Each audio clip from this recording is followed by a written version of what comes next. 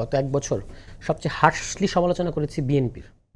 আপনি খেয়াল করে দেখেন, এটা তো আপনার টকশোতে এবং সব জায়গায় এভিডেন্ট। কিন্তু বিএনপি আমাদের যখন সমালোচনা করেছে, আমরা যখন বিএনপি সমালোচনা করেছি, তার মধ্যে একটা রাজনৈতিক শিষ্টাচার ছিল। কিন্তু আমাদের আহ্বায়ক একটা পোস্ট দিলেন এই জামায়াত ইসলামের এই রাজনৈতিক দ্বিচারিতা নিয়ে, পুরো পোস্টটা হচ্ছে একটা রাজনৈতিক সমালোচনা। আপনি এটা রাজনৈতিকভাবে খণ্ডন করেন। তারা যেই বিবৃতি দিয়েছে সেই বিবৃতিতে তারা কেন এটা বিরোধিতা করছে বা নাহিদ ইসলাম কোথায় ভুল বলেছেন সেগুলো কিছু বলছেন না। আজকে তাদের একজন দায়িত্বশীল নেতা ওই মানে গোলাম পরোয়ার সাহেব যে ভাষায় কথা বললেন, এটা তো একটা চরম রাজনৈতিক, মানে আমি বলবো যে উনি এক ধরনের শিষ্টাচার লঙ্ঘন করেছেন। প্রত্যেকটা জিনিস একটা শিষ্টাচার থাকে, আপনি এই ভাষায় কথা বলতে পারেন না। আপনাকে দেখে তাহলে আপনাদের আরেক নেতা সেদিন বলল যে কল রেকর্ড আছে আমাদের কাছে, আমরা কল এটা একটা ব্ল্যাকমেইলের ভাষা, that was a blackmailing language.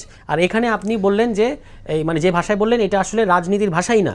এই দুটো কথাই তারা, এবং বিএনপির সমালোচনা যখন আমরা করি, যেমন ধরুন বিএনপির এই আমরা গতকালকে একটা স্টেটমেন্ট দিয়ে সমালোচনা করেছি, ওই যখন তাদের অফিসে নিয়ে গিয়ে একজন সাংবাদিককে অত্যাচার করেছে, আমার দেশের সাংবাদিক, আমরা কিন্তু সমালোচনা করেছি এবং বিএনপির সাথে সাথে ব্যবস্থা নিয়েছে। কিন্তু জামায়াত ইসলামের বিরুদ্ধে এরকম কিছু আসলে, যে তাদের এই দুজন নেতা, আপনি খেয়াল করে দেখেন কল রেকর্ডের প্রশ্নটা খুবই গুরুতর প্রশ্ন, কিন্তু কেউ এটা ধরলো না যে কলটা কি আপনি রেকর্ড করেছেন নাকি আপনাকে অন্য কোনো কেউ সাপ্লাই দিয়েছে। দুইটা ক্ষেত্রে দুই ধরনের ভয়ঙ্কর ব্যাপার।